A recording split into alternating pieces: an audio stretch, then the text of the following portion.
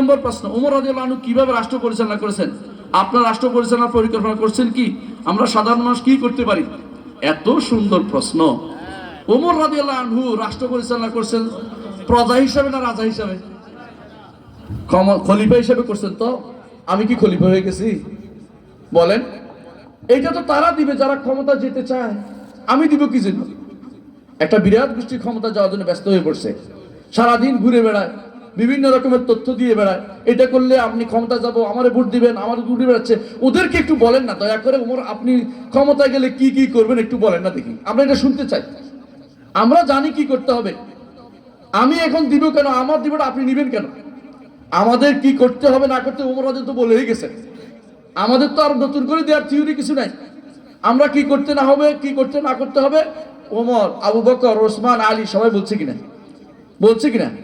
এরপরে আরো চালাইছে কিনা? আমাদের খলিফাদের এরপরে যারা খলিফা ছিল কারা? ওমর ইবনে আব্দুল আজিজ তিনি চালাইছেন না?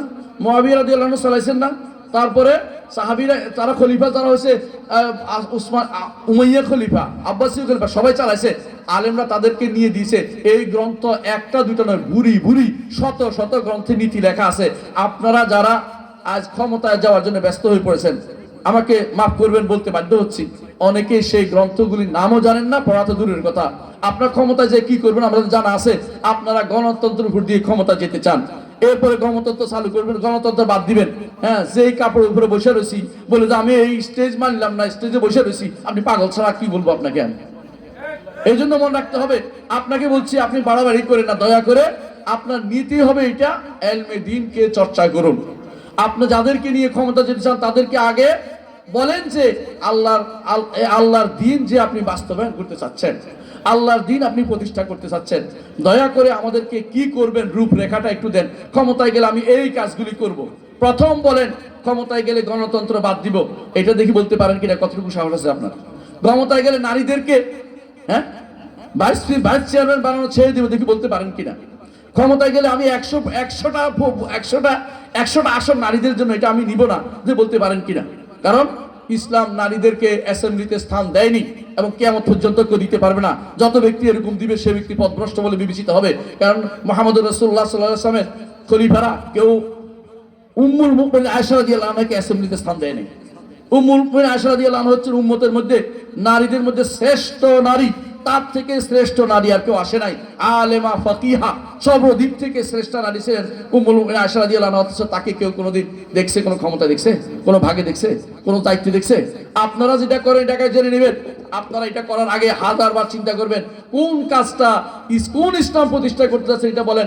আমরা যে ইসলাম প্রতিষ্ঠা করতে চাচ্ছি সেটা বলি। এবারে আমরা প্রতিষ্ঠা করতে চাচ্ছি মানুষকে জানানোর জিনিসটা।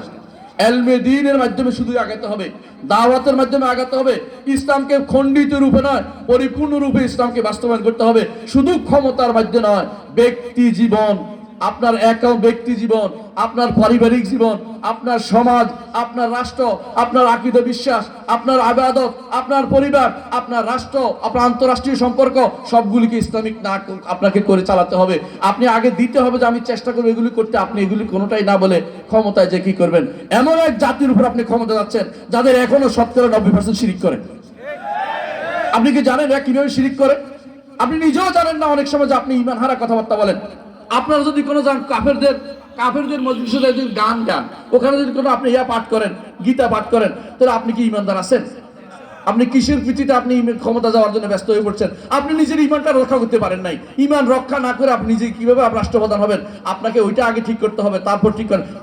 একটা বলছি না, সবটা নিয়ে ইসলাম আপনাকে ক্ষমতা যেতে হবে।